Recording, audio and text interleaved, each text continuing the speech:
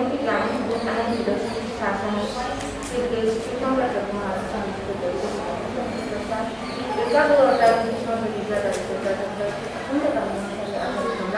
तुझे सिद्धवती महाराज का जय जगतपति सर्वनाम प्रशांत के आचार्य समर्पित व्याख्यान भगवान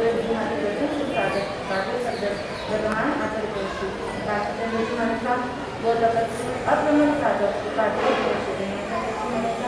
वह आस्था के केंद्र परम आराध्य मनुष्य आणि त्याला उपकारी दर्शन प्रभाव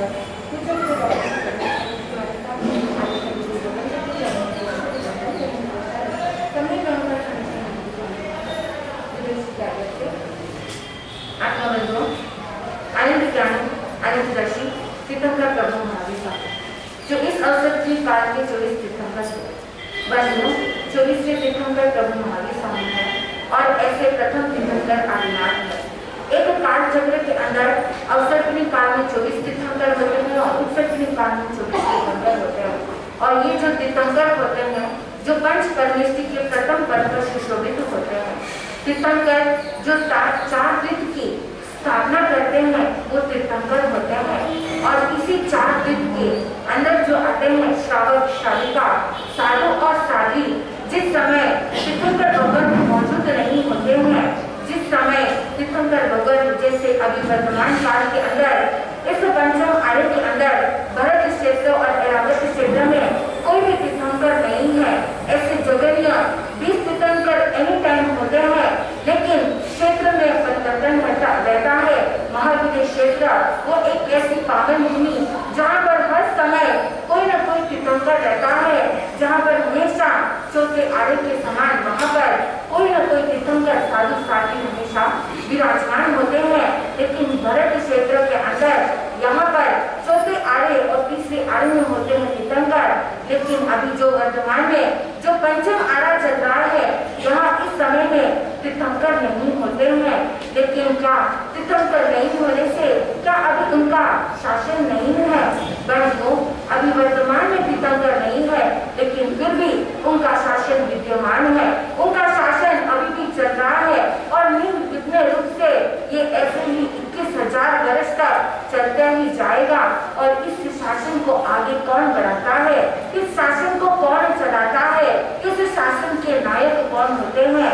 बंधु जैसे 2 देव पद बताए गए हैं पंच परमेष्टि में वैसे 3 गुरु के बताए जाते हैं।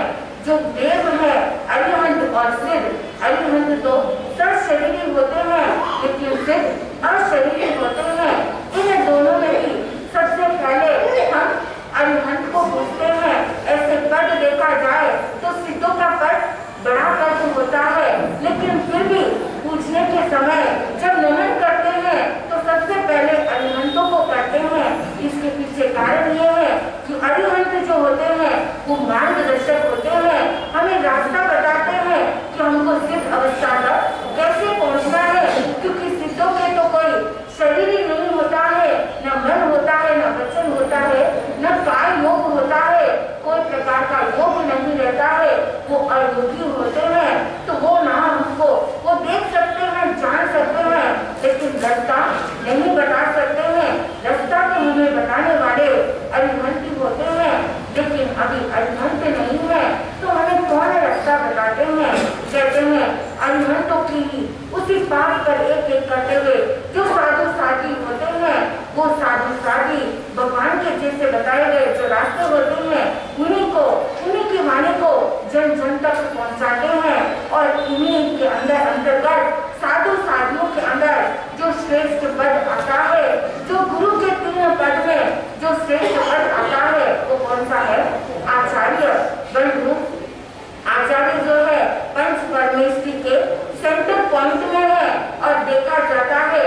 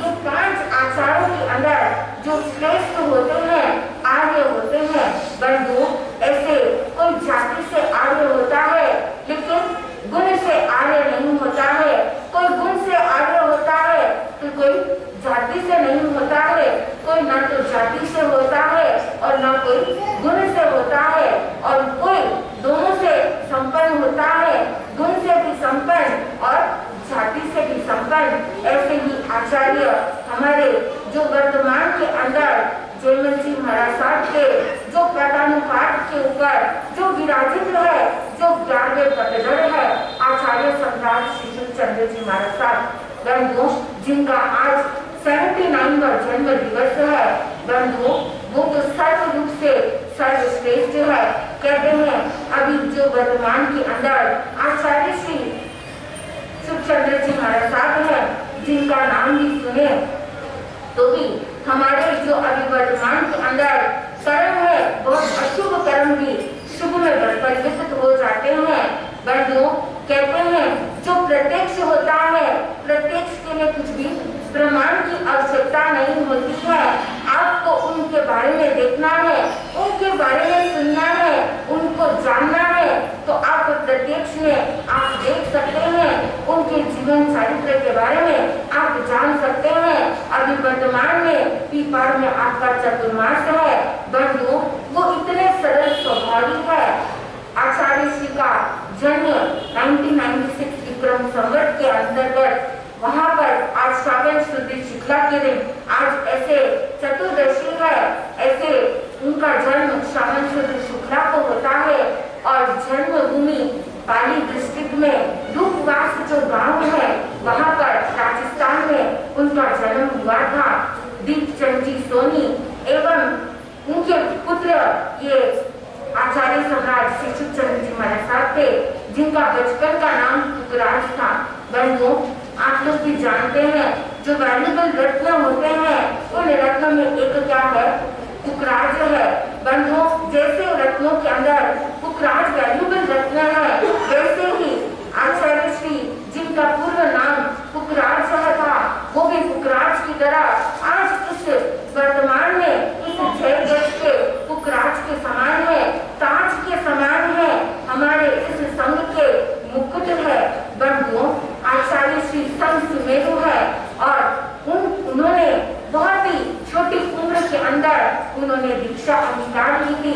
17 वर्ष की आयु के अंदर कहते हैं जिस समय ये 3 एज होता है, 3 एज के अंदर ज्यादातर देखा जाता है तो डाइवर्शन होता है। उस समय भौतिक पदार्थों के प्रति आकर्षण ज्यादा होता है, लेकिन कुछ विरले की आत्मा होती है। उस आकर्षण में भी वहां पर जो और एक अच्छा आकर्षण होता है, आत्मा का आकर्षण उस और मूर्ति हैं वो बहुत ही कम होते हैं। जो आचार्य श्री शिवचंद्र जी महाराज साहब थे, उन्होंने 17 इयर्स में उन्होंने दीक्षा दी थी, छोटी उम्र के अंदर, जिनको प्रेरणा मिली थी पन्ना कवच जी महासती जी के द्वारा। बंधु, वो सती जी भी बहुत महासती जी जिनकी प्रेरणा वो अपने गुरु के प्रति आचार्य प्रभु श्री रामानंद जी महाराज साहब उनके प्रति गुरु भक्ति उन्होंने भरी थी और उसी से प्रेरित कर उनको प्रेरित कर कहते हैं सच्चे भक्त वो होते हैं जो अपने गुरु के लिए कुछ न कुछ करते हैं। ऐसे हम गुरु को कुछ भी दे नहीं सकते हैं, गुरु ही हमको सब कुछ देते हैं, ज्ञान देते हैं, हमारी आत्मा के कल्याण का मार्ग देते हैं और उनका जो उपकार होता है वो हम शब्दों में भी बोल नहीं सकते हैं। उनके कर्ज को हम जन्म जन्म तक मिटा नहीं सकते हैं, लेकिन उन गुरु तक रास्ता पहुंचाने तक उन गुरु के प्रति वह भाव करना वो पहले के उन सदियों के अंदर वो गुण था। पन्ना कवच जी महाराज ने उन्होंने उन कुकराज जी के मन के अंदर वो वैराग्य की भाव भरे थे, उनको प्रेरणा दी थी और प्रेरणा के साथ में गुरु भक्ति भरी थी और कहा था कि जो चांदमल जी महाराज साहब जब किशनगढ़ में थे तब उस समय उनको कहा कि आप वहाँ पर चांदमल जी की महाराज साहब के सेवा में जाइए, वहाँ पर उनके द्वारा उनसे ज्ञान ध्यान अर्जन कीजिए। उस समय किशनगढ़ जाते हैं और वहाँ पर उनके सेवा में 9 मास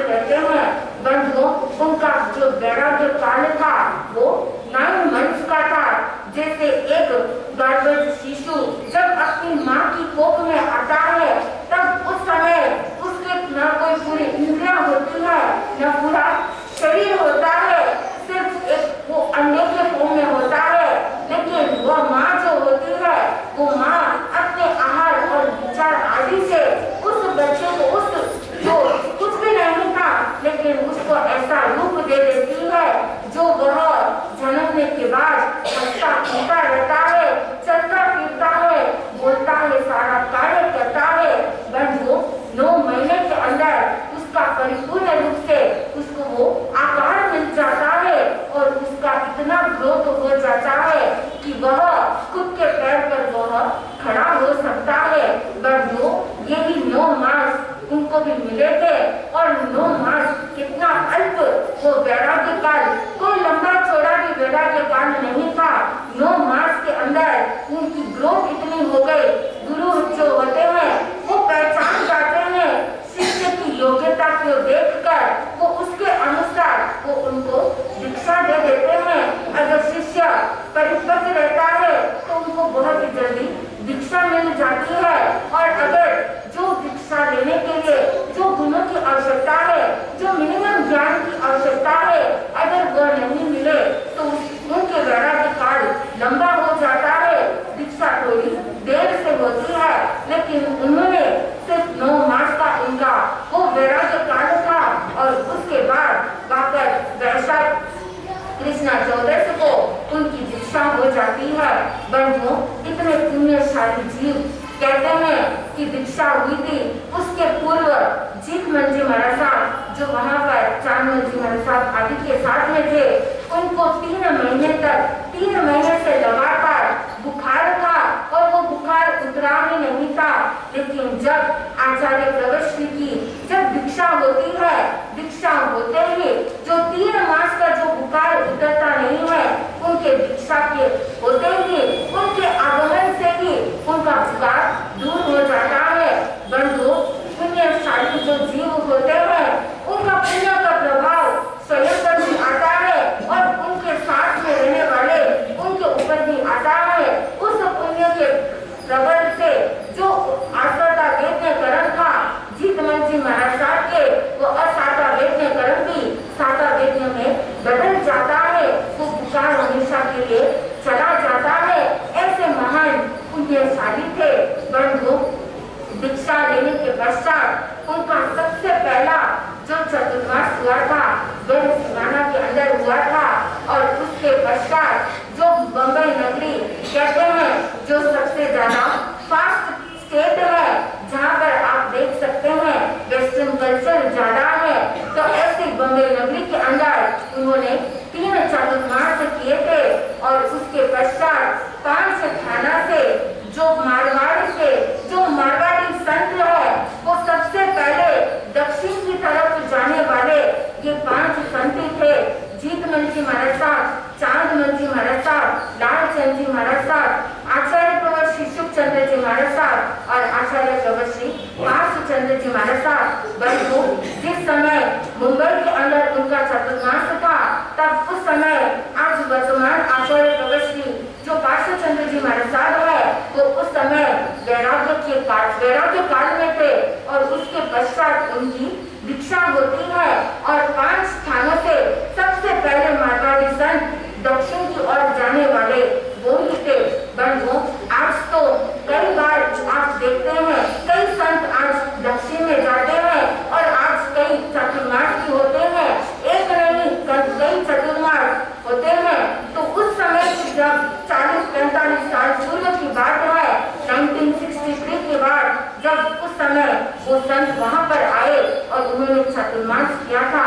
बंधुओं, आचार्य श्री सुखचंद्र जी महाराज साहब जो बहुत ही मधुर भाषी थे, मधुभाषी है और साथ में इतने कहते हैं सेवा भावी भी है।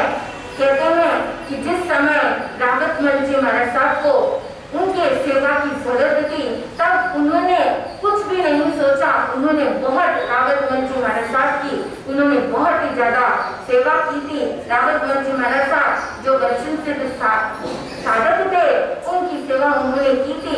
यहाँ तक चांद मंजी महाराज साहब की, जीत मंजी महाराज साहब की और लालचंद जी महाराज साहब की, सबकी उन्होंने बहुत सेवा की है और उस सेवा का फल आज ये देखा जाता है कि आज वर्तमान में जो उनकी इतनी तकलीफ है, पैरालिसिस स्ट्रोक जो 13 साल पहले जो उनको लगा था, जिस पैरालिसिस स्ट्रोक के कारण से कहते हैं उस समय डॉक्टर ने कह दिया था कि वो चल नहीं सकते हैं, फिर नहीं सकते हैं, लेकिन आज उनका कहते हैं एक प्रकार का वो पुण्य ही है कि ये पैरालिसिस स्ट्रोक होने के बावजूद भी आज आप देख सकते हैं कि वो थोड़ा हलन चलन कर सकते हैं, फिर सकते हैं, बोल सकते हैं। कई कई के ऐसा होता है कि वो बोल भी नहीं पाते हैं, लेकिन आचार्य श्री इतने अच्छी तरह से बोलते हैं और इतनी मधुर भाषा में कहते हैं, ये मीठे वचन इतने उनके प्यारे लगते हैं और सबको अच्छा लगता है कि उनके पास उनकी सेवा में बैठे।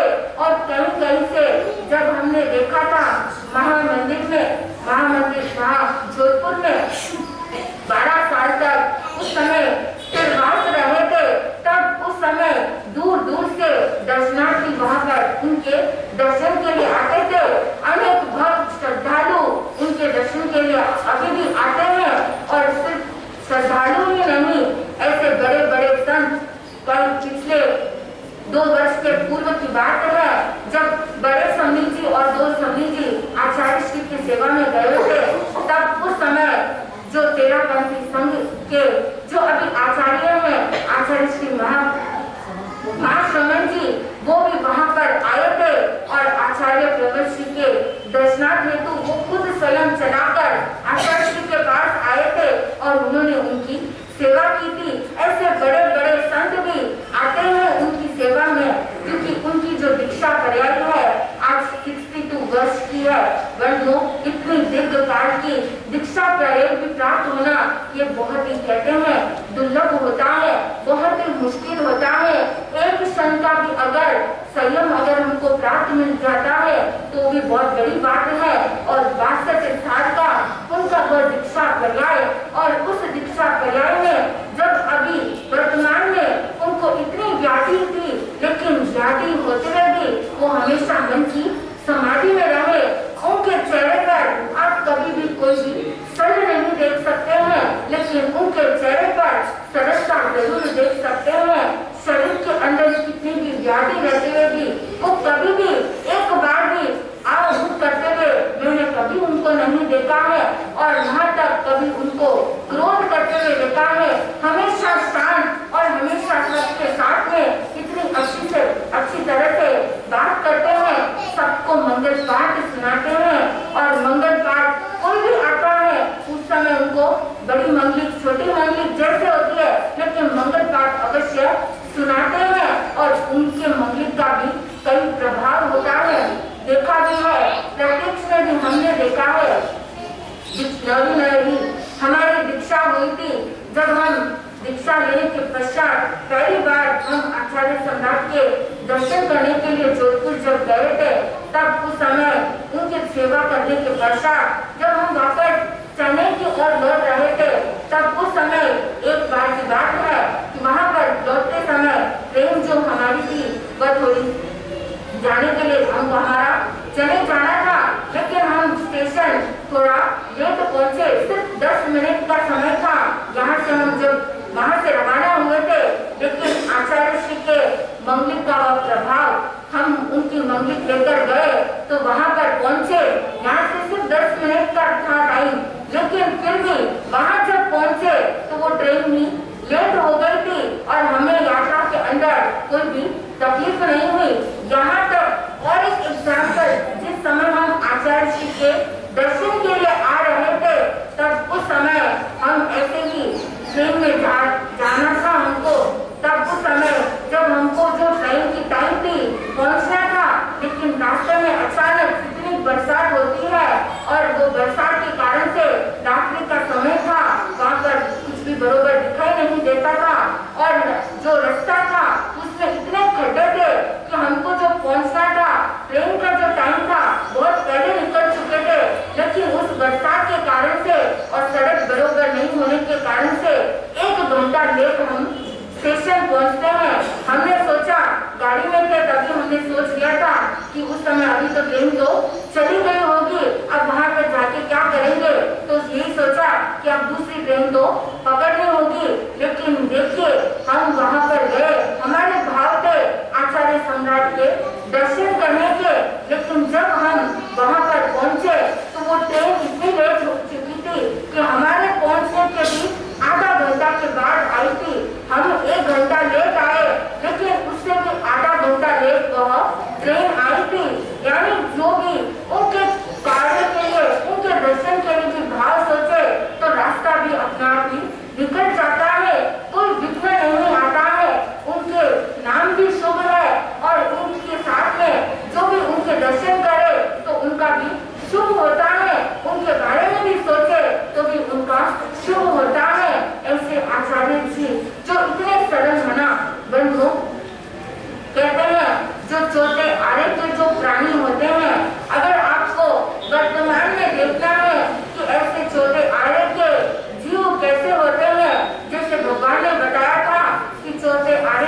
जीव होते हैं, जो ऋजु और सरल प्रकृति के होते हैं और साथ में प्रज्ञावान होते हैं, वैसे ही हमारे आचार्य सम्राट जो है वो ऐसे ही ऋजु और प्रज्ञावान, ऐसे सरल प्रकृति के हैं। बंधुओं, सरल है लेकिन भोले नहीं है। सरलता और भोलेपन में दोनों में डिफरेंस है। सरलता यानी स्ट्रेट फॉरवर्डनेस और भोलापन यानी इनोसेंस, लेकिन वो इनोसेंट नहीं है, लेकिन वो स्ट्रेट फॉरवर्ड है। कहते हैं जो धर्म है ये धर्म भी सरलता के आधार पर टिकी रहती है। अगर सरलता नहीं है तो व्यक्ति कितने भी तप की आराधना कर ले, कितने भी बड़े बड़े व्रत का पालन कर ले, लेकिन अगर सरलता नहीं है तो उस सरलता नहीं होने के कारण से वह आगे जाकर विराधक बन जाता है। लेकिन आचार्य सम्राट जो है वो बहुत ही सरल प्रकृति के वर्तमान के इस युग के अंदर आपको दिखेंगे जो छोटे आरे के समान हो। बंधुओं, सरल और भोलेपन में दोनों में डिफरेंस होता है। डिफरेंस क्या होता है? जैसे जो सरलता होती है उसमें व्यक्ति जैसा रहता है वैसे वह बोल देता है, मन के अंदर कोई भी कपट भाव नहीं रहते हैं। जैसे एक बच्चा जो अपने पिता के साथ में घर में था, पिता ने देखा कि वहां पर कोई व्यक्ति आया है और वह चंदा मांगने के लिए आया है, तो उस समय वो सोचा कि किसी न किसी रूप से मुझे उसको चंदा नहीं देना है। तो उसने अपने छोटे बेटे को कह दिया कि देखो अभी वो व्यक्ति आएगा, तू जाके दरवाजा खोलना और दरवाजा खोल के बोल देना कि पापा घर पे नहीं है। बंधुओं, जैसे ही वो व्यक्ति आता है और वह दरवाजा बजाता है, ये छोटा बच्चा दरवाजा खोलता है, वो व्यक्ति पूछते हैं कि तुम्हारे पापा कहाँ हैं? तो वो एकदम सरलता से बोल देता है कि पापा ने कहा है कि पापा घर में नहीं है। बंधुओं, इसको कहते हैं सरलता। जहाँ पर व्यक्ति इतने जैसे बच्चे होते हैं वो ऐसे सरल होते हैं, वैसे ही हमारे आचार्य सम्राट जो बहुत ही सरल है और सरलता के साथ में प्रज्ञावान भी है, और कहते हैं उनको सभी आगमों का ज्ञान है, इतने दोहे उनको आते हैं। आप जब देखोगे, जब भी जाते हैं हम तो कभी भी प्रसंग के अनुसार वो एक दोहा हमेशा हमको बताते हैं। जिसको जैसे जिसकी जैसी प्रकृति होती है, जैसा वातावरण होता है, उसके अनुसार आचार्य सम्राट को दोहा बताते हैं। तो ऐसे सरल प्रकृति के हैं और आज इतने उन्होंने पूर्व में इतनी उन्होंने अपने गुरु की सेवा की, और इसलिए आज भी जब उनको इतनी तकलीफ है तो उनकी सेवा की कोई कमी नहीं है। उनकी सेवा में हमेशा कोई न कोई संत उपस्थित रहते हैं, जो समय दवा की और जो भी जरूरत रहती है वो संत उनकी पूरी सेवा करते हैं। कहते हैं जैसे बड़े करते हैं वैसे ही छोटे भी वो भी वैसा ही फॉलो करते हैं, और इन्होंने इतनी सेवा की तो उस सेवा का फलस्वरूप कि आज भी उनको सेवा करने वाले ऐसे संत मिले। स्वयं गुरुदेव आचार्य प्रवचि पार्श्व चंद्र जी महाराज साहब, जो आचार्य शिशु चंद्र जी महाराज साहब के गुरु भ्राता है। बंधु, दोनों गुरु भाई जो चांद के टुकड़े के समान चांद मंत्री महाराज साहब के जो शिष्य है, एक सूरज और एक चंदा के समान। बंधु, दोनों इस जय संघ को आज वर्तमान में प्रकाश दे रहे हैं, और दोनों गुरु भ्राता जब 16 वर्ष के बाद जब पिछले वर्ष यहाँ पर जोधपुर में मिलते हैं तो वो दृश्य देखने लायक था। बंधुओं, आचार्य प्रवचि पार्श्व चंद्र जी महाराज साहब जिनकी भी दीक्षा पर्याय इतनी लंबी है, लेकिन जब वो अपने गुरु के भ्राता जो अपने दीक्षा पर्याय में जो आचार्य सम्राट शिशु चंद्र जी महाराज साहब जो दीक्षा पर्याय में बड़े हैं, उनको देखते हैं तो उनका जो आपस में जो स्नेह था वो स्नेह ऐसा लगता है भाई भाई के स्नेह से भी वो बड़ा स्नेह उनके अंदर हमको देखने को मिला था। तो ऐसे आचार्य प्रवचि शुभ चंद्र जी महाराज साहब जिनका आज 79वां जन्म दिवस है। बंधुओं, ऐसे ही इस धरती पर एक नहीं अनेक महापुरुष हुए हैं जो मधुकर मुनि जी, मिश्रमल जी महाराज साहब, जिनका भी आज जन्म दिवस है, बंधुओं वो भी बहुत बड़े संत हुए थे और उनके जब बाल्यकाल के अंदर, युवा अवस्था के अंदर, जब उनके अचानक जब एक बार रोग उत्पन्न हो जाता है, उस समय डॉक्टर मना कर देते हैं कि इनका अब कोई इलाज नहीं हो सकता है। डॉक्टर ने हाथ छिटक दिया था, लेकिन ऐसे समय में अगर गुरु का आशीर्वाद मिल जाता है तो वो आशीर्वाद उनके रूप में जो मंगल पाठ मिलता है तो वो दवा से भी ज्यादा काम करता है। और उनको मानमल जी महाराज साहब, दूधमल जी महाराज साहब का वो मंगल पाठ उस समय सुनने को मिला तो वो उस समय वो जो मौत के मुंह चले गए थे, लेकिन वो वापस आ जाते हैं और वो भी आगे जाकर बट वृक्ष से उनके वृक्ष के नीचे अपने परिवार से आज्ञा नहीं मिलती है तो वहाँ पर राज आज्ञा लेकर वो दीक्षित हो जाते हैं। उन्होंने भी इस मानव सेवा के कार्य के अंतर्गत बहुत काम करवाया था, उन्होंने बहुत प्रेरणा दी, उन्होंने भी कई ऐसे चिकित्सालय आदि उन्होंने खोला था जो जन जन के लिए उन्होंने भी बहुत प्रेरणा की थी। तो ऐसे महापुरुषों का जन्म जब भी होता है तब उस समय जन्म के समय वहाँ पर कुछ न कुछ ऐसा होता है और इसके पश्चात भी वो बहुत अच्छा कार्य करते हैं। तो अभी आज एक साथ में दो महापुरुषों का जन्म दिवस मनाया जा रहा है। आप लोग भी जन्म दिवस मनाते हैं। जन्म दिवस किस तरह से मनाते हैं? आप लोग तो केक काटते हैं और क्या करते हैं, कैंडल बुझाते हैं और बताओ क्या करते हो, बड़ी पार्टी का आयोजन करते हैं, उसमें आने वाले सब आपको गिफ्ट करते हैं। बंधुओं अभी आज जो जन्म दिवस है आचार्य प्रवर शिशिर चंद्र जी महाराज साहब को, तो उनका जन्म दिवस कैसे मनाएंगे? क्या आप केक काटोगे?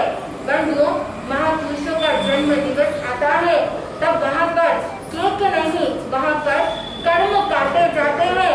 कर्म किस तरह से काटे जाते हैं उसके लिए वहाँ पर पार्टी आयोजन की जाती है। उस समय वहाँ पर जो पार्टी होती है जहाँ पर शोर नहीं होता है, वहाँ पर जो होता है कोई बोल नहीं होता है, उस समय जहाँ ऐसे आयोजन होते हैं तो उस समय को होती है, तपस्या होती है और तब आराधना आदि सही धर्म की साधना होती है। और आप लोग जो बत्ती बुझाते हैं, प्रकाश से क्या करते हैं, अंधकार की तरफ जाते हैं।